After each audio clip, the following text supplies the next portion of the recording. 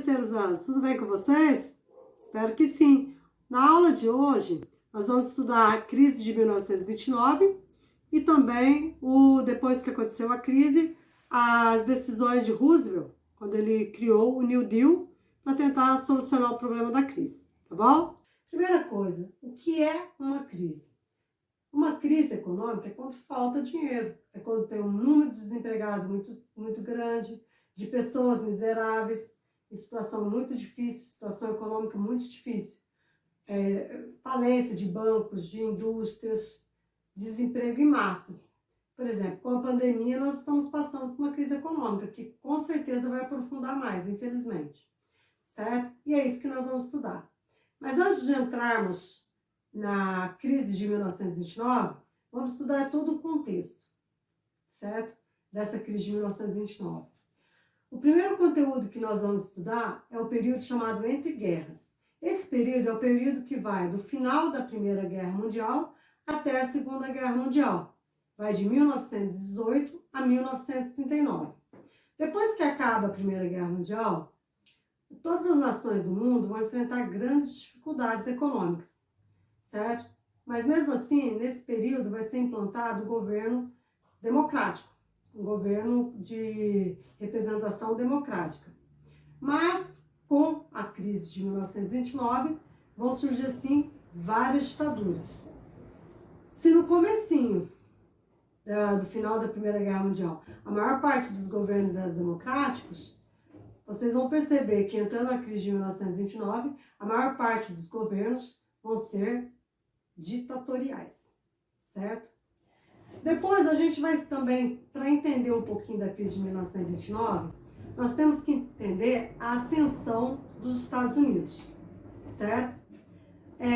Os Estados Unidos ele envolveu tardiamente na Primeira Guerra Mundial, apenas em 1917. E seus territórios não foram atingidos pelas batalhas. Nenhum território foi atingido.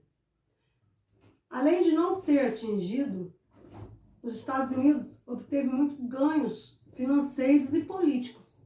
Porque enquanto toda a Europa estava envolvida na Primeira Guerra Mundial, os Estados Unidos que não estava envolvido, ele vendia, exportava muitos produtos agrícolas e industriais para a Europa. Então ele ganhou muito dinheiro nisso. Enquanto as indústrias da Europa estavam paradas, os Estados Unidos estavam com uma grande produção industrial, exportando para o mundo todo, principalmente para os países da Europa envolvidos na Primeira Guerra Mundial. Certo? Então, entendam isso. Além disso, acabando a guerra, os Estados Unidos também vai conceder grandes empréstimos para os países que saíram da Primeira Guerra Mundial destruídos, que são os países da Europa, principalmente França, Inglaterra, certo? E dessa forma, o desenvolvimento dos Estados Unidos vai revelar também-se na cultura. Os filmes, a Hollywood vai ter um destaque muito grande mundialmente. Até hoje, né? Os filmes que têm maior destaque é o quê? É o cinema dos Estados Unidos. É o que domina a indústria cinematográfica dos Estados Unidos. Como, por exemplo, também uma coisa, o jazz, que vai ganhar espaço dentro e fora dos Estados Unidos. Então, além do aspecto econômico que os Estados Unidos vai dominar, culturalmente também ele vai ter um grande domínio sobre todo o mundo. A economia dos Estados Unidos ela era o capitalismo liberal, ou seja, o governo não intervinha na economia. É a livre concorrência, né? É a oferta da lei e da procura, certo? Acabando a guerra, depois de um ano e meio, a Europa volta a produzir. Aí já não vai mais comprar dos Estados Unidos, porque a Europa volta com as suas indústrias. E uma das causas da crise de 1929 é isso. Porque o que foi a crise de 1929? Foi uma crise de superprodução. O que é uma superprodução, nono ano? O que é super? Muito. Produção, produzir. Ou seja, os Estados Unidos produziu muito. Produziu além da necessidade de consumo. Se ele tinha 10 mil consumidores, ele produziu para 20 mil. Por quê? Com o fim da Primeira Guerra Mundial, a Europa volta com a sua produção industrial, com a sua indústria, e não vai mais comprar dos Estados Unidos. Além do que os salários dos trabalhadores estadunidenses não vai aumentar. Então, na mesma proporção que as indústrias, que a produção industrial. Então, o poder de compra desses trabalhadores vão continuar o mesmo. Então, os dois motivos da superprodução dos Estados Unidos. O salário dos trabalhadores dos Estados Unidos vão continuar o mesmo e o poder de compra deles vai continuar o mesmo. E a Europa volta com as suas indústrias e deixa de comprar dos Estados Unidos. Então, o que os Estados Unidos deveriam fazer? Diminuir a produção. Mas não foi o que os Estados Unidos fez. Ele produziu além da necessidade de consumo e continuou produzindo o mesmo montante na mesma época que ele produzia quando a Europa comprava dele. Entenderam isso, gente? Essa crise de superprodução? Por que ocorreu isso? Agora nós vamos ver as consequências. Nós vimos o que foi a crise de 1929. Agora nós vamos entender as consequências, que inclusive vai ser cobrada na atividade aqui da página do exercício do aluno aqui. Depois eu falo para vocês, certo? As consequências. Então, o que aconteceu? Com a crise de 1929, quais são as principais consequências? Várias indústrias vão falir, bancos vão quebrar, o desemprego vai aumentar muito, 85 mil empresas vão falir, 4 mil bancos vão fechar e vai ter 12 milhões de pessoas que ficaram desempregadas. Isso nos Estados Unidos. O auge da crise de 1929 foi no dia 24 de outubro, que é o craque da Bolsa de Nova York, certo? Que foi onde houve o craque da Bolsa de Nova York, a quebra da Bolsa de Nova York. O que é a Bolsa de Nova York? Ela é o centro econômico do mundo. Ações que valiam milhões, do dia para a noite não valia mais nem $1.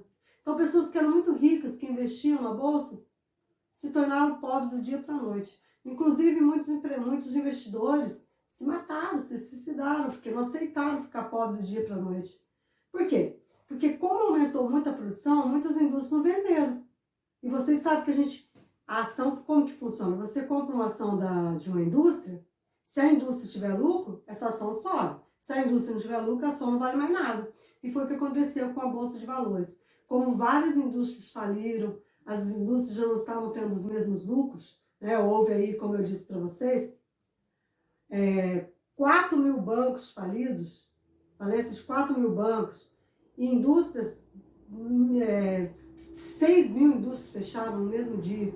Então, tudo isso vai levar ao quê?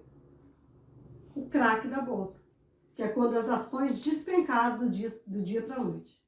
Esse 24 de outubro, que é chamado Sexta-feira Negra, nos Estados Unidos, que marcou o auge dessa crise de 1929. O desemprego em massa, muitas pessoas passando fome, miséria para todo lado. Aí eu pergunto para vocês, os Estados Unidos não era o centro econômico do mundo? O grande centro econômico era os Estados Unidos. Então é lógico que essa crise de 1929 ela vai afetar o mundo todo, inclusive o Brasil. Porque o Brasil ele vendia o que para os Estados Unidos? Café, que era o principal produto exportado do Brasil. E os Estados Unidos deixam de comprar o café do Brasil, porque vivia um momento de crise. Nesse período, quem governava o Brasil era Getúlio Vargas. Getúlio Vargas, para tentar resolver o problema dos cafeicultores, que na época era a elite do Brasil, primeiro ele vai estocar o café, pegar o dinheiro público, estocar o café, com o dinheiro público ele vai comprar o café dos cafeicultores, estocar, para valorizar o preço do café. Mas não valorizou. Então, como a outra solução, ele queimou milhões de sacas de café. Também não solucionou o problema.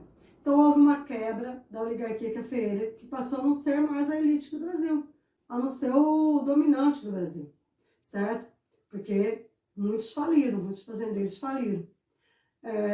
Aí, desta forma, percebendo que o setor agrícola não dava tanto mais lucros, o que aconteceu? Quem tinha dinheiro começa a investir em indústrias.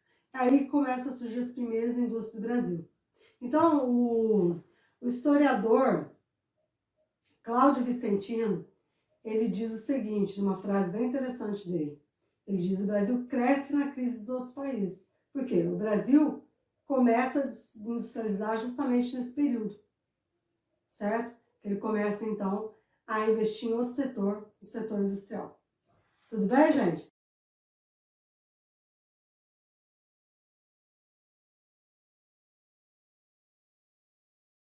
A adoção do New Deal. O New Deal foi criado por Roosevelt, porque em 1932 ele ganha as eleições dos Estados Unidos e se torna presidente. O New Deal significa novo plano. Foi um plano econômico que Roosevelt criou para tentar levantar a economia dos Estados Unidos. Esse plano ele tinha uma forte influência do economista Keynes, onde ele achava que o governo deveria intervir na economia. Então, Roosevelt ele vai criar diversas medidas para tentar acabar com a crise econômica de 1929 que tinha afetado os Estados Unidos. Uma das medidas que ele toma é que ele criou várias obras públicas, estradas, barragens, tudo isso para gerar emprego, certo? Porque gerando emprego, o povo dos Estados Unidos ia voltar a ter poder de compra, ia voltar ao consumismo e a indústria ia aquecer novamente, certo? Então essa foi uma das medidas de Roosevelt, foi criar obras públicas para aumentar o emprego nos Estados Unidos, que o desemprego estava imenso. Outra coisa que ele fez foi criar bancos para oferecer empréstimos para manter a produção agrícola e industrial dos Estados Unidos. Esse plano, New Deal, novo plano criado por Roosevelt, obteve resultado e em meados da década de 1930, os Estados Unidos já estavam com a economia recuperando, né? Já tinha recuperado muito da sua economia. Os índices de recuperação da economia começaram a aparecer a partir de 1930, ok? Agora, voltando um pouquinho lá para a União Soviética, com a crise de 1929, onde quem governava no período era Stalin, a União Soviética foi o único país que não foi afetado, porque a economia criada por Stalin era uma economia fechada. A União Soviética não tinha relações comerciais com nenhum país, então não tinha relações comerciais com os Estados Unidos. Desta forma, a União Soviética não foi afetada. Inclusive, em termos econômicos, a União Soviética se torna uma das principais potências mundiais. A sua economia desenvolve muito rápido e ela se torna uma grande potência mundial nesse período. Politicamente, contudo, já não é tão positivo. Stalin vai criar uma ditadura, onde quem vai governar é apenas o Partido Comunista, e todos que iam contra o governo eram presos, mortos ou mandados para outras regiões distantes, né? Como, por exemplo, muita gente foi mandada para a Sibéria. Gente, então até mais. Se vocês tiverem qualquer dúvida, estou online no WhatsApp. Não esqueça que essa é a última semana do bimestre. O bimestre acaba dia 31. Então, se vocês ainda estão devendo atividade, vamos entregar, porque as notas vão ser fechadas nessa semana. Tanto a nota como a presença depende das atividades que vocês realizam. Não vamos deixar de realizar essas atividades de hoje. E se vocês estiverem devendo alguma, a gente entrega essa semana. Ok? Boa semana para vocês, bons estudos. Até mais, terceiro!